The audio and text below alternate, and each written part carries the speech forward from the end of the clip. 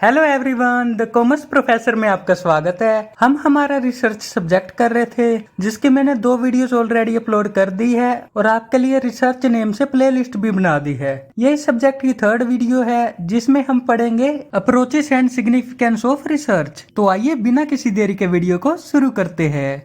सबसे पहले हम पढ़ते हैं अप्रोचेस ऑफ रिसर्च। रिसर्च को समझने के 2 मेन तरीके होते हैं, क्वांटिटेटिव अप्रोच और क्वालिटेटिव अप्रोच। पिछली वीडियो में हमने रिसर्च के जितने भी टाइप्स पढ़े थे वो भी इन्हीं दोनों कैटेगरीज के अंदर आते हैं। सबसे पहले हम बात करते हैं क्वांटिटेटिव अप्रोच की। क्वांटिटेटिव अप्रोच का मतलब है नंबर्स और स्टैटिस्टिक्स पर बेस्ड रिसर्च। इसमें रिसर्चर डाटा को न्यूमेरिकल फॉर्म में कलेक्ट करता है, जैसे कि सर्वेज, क्वेश्चनेयर्स और एक्सपेरिमेंट्स के थ्रू, और बाद में उस डाटा को मैथमेटिकल और स्टैटिस्टिकल एनालाइज करता है। इसके की फीचर्स की बात करें तो ये ऑब्जेक्टिव इन नेचर होता है, यानी कि ये अप्रोच फैक्ट्स और फिगर्स पर बेस्ड होती है, मतलब पर्सनल ओपिनियन या बायसनेस इसमें नहीं होती। रिजल्ट वही होगा जो नंबर्स दिखाएंगे। इसके अलावा इसका रिजल्ट मेजर करने लायक होता है, जैसे परसेंटेज, रेशो, एवरेज या कोरिलेशन, जिन्हें हम मेजर कर सकते हैं। उसके अलावा ये लार्ज सैंपल के लिए यूजफुल होता है, जहां एक्यूरेसी और कंपैरिजन चाहिए होता है। टाइप्स ऑफ रिसर्च की बात करें तो इसमें आती है डिस्क्रिप्टिव और एक्सपेरिमेंटल रिसर्च। फॉर एग्जाम्पल, अगर एक रिसर्चर ये स्टडी करे कि 1000 स्टूडेंट्स में कितने स्टूडेंट्स मोबाइल फोन से पढ़ाई करते हैं और उनका एवरेज स्कोर क्या है, तो ये क्वांटिटेटिव रिसर्च है, क्योंकि पूरा एनालिसिस नंबर्स और डाटा पर बेस्ड है। सो क्वांटिटेटिव अप्रोच क्या होती है? क्वांटिटेटिव अप्रोच वो अप्रोच होती है जिसमें रिसर्चर डाटा को न्यूमेरिकल फॉर्म में कलेक्ट करता है, सर्वेज, क्वेश्चनेयर्स और एक्सपेरिमेंट्स के थ्रू, और बाद में उस डाटा को मैथमेटिकल और स्टैटिस्टिकल एनालाइज भी करता है।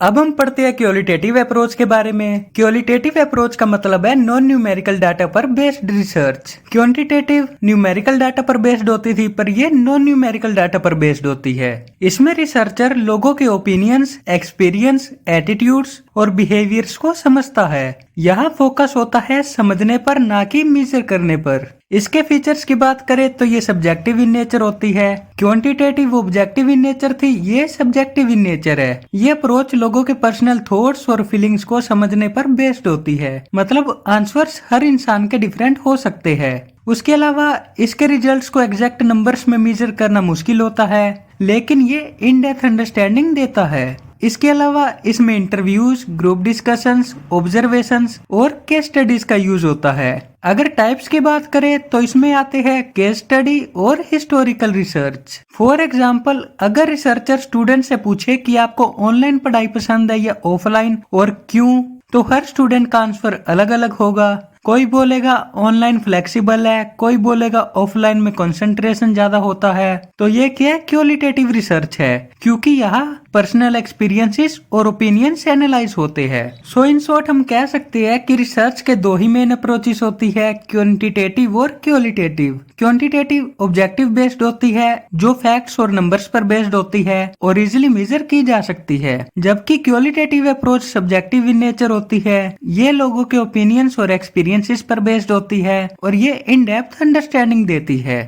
अब हम पढ़ते हैं सिग्निफिकेंस ऑफ रिसर्च, यानी रिसर्च की इम्पोर्टेंस और उसके फायदे। रिसर्च का रोल सिर्फ स्टूडेंट्स या साइंटिस्ट तक लिमिटेड नहीं होता, बल्कि ऑर्गेनाइजेशन, सोसाइटी और इकोनॉमी सबके लिए इम्पोर्टेंट है। चलिए 1 बाय 1 इम्पोर्टेंस को अच्छे से समझते हैं।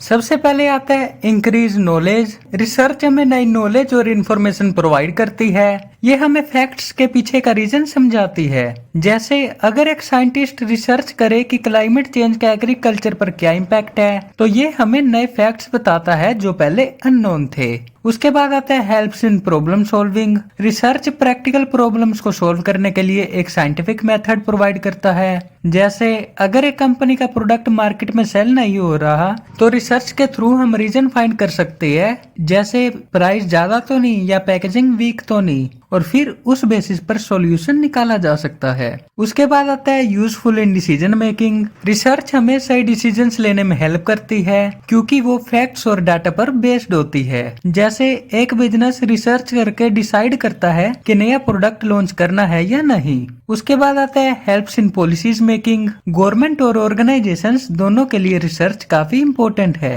क्योंकि उसके बेसिस पर पॉलिसीज और रूल्स बनाए जाते हैं। जैसे एजुकेशन सेक्टर में रिसर्च के बेसिस पर नई टीचिंग मेथड्स और करिकुलम इंट्रोड्यूस किए जाते हैं। उसके बाद आता है प्रमोट इकोनॉमिक ग्रोथ। रिसर्च नए प्रोडक्ट्स, टेक्नोलॉजीज और सर्विसेज डेवलप करने में हेल्प करती है जो डायरेक्टली इकोनॉमी की ग्रोथ में कंट्रीब्यूट करते हैं। जैसे आईटी सेक्टर का डेवलपमेंट सिर्फ कॉन्टिन्यूस रिसर्च की वजह से ही पॉसिबल हुआ है। उसके बाद आता है role in social development. Research सिर्फ इकोनॉमिक ही नहीं बल्कि सोशल प्रॉब्लम्स के सॉल्यूशंस भी प्रोवाइड करती है।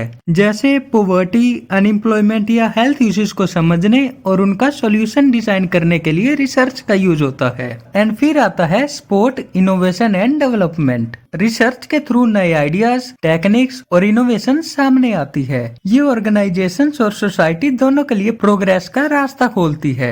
जैसे मोबाइल फोन्स का सिंपल कम्युनिकेशन डिवाइस से स्मार्टफोन में कन्वर्ट होना, ये सिर्फ कॉन्टिन्यूस रिसर्च और इनोवेशन की वजह से पॉसिबल हो पाया है। तो हम कह सकते हैं कि रिसर्च से हमें बहुत सारे बेनिफिट्स होते हैं, जैसे नॉलेज इंक्रीज होना, प्रॉब्लम सॉल्व होना, डिसीजन मेकिंग में हेल्प करना, पॉलिसीज बनाने में यूजफुल होना, इकोनॉमिक ग्रोथ को प्रमोट करना, सोशल डेवलपमेंट में इम्पोर्टेंट रोल प्ले करना और इनोवेशन और डेवलपमेंट को भी सपोर्ट करना।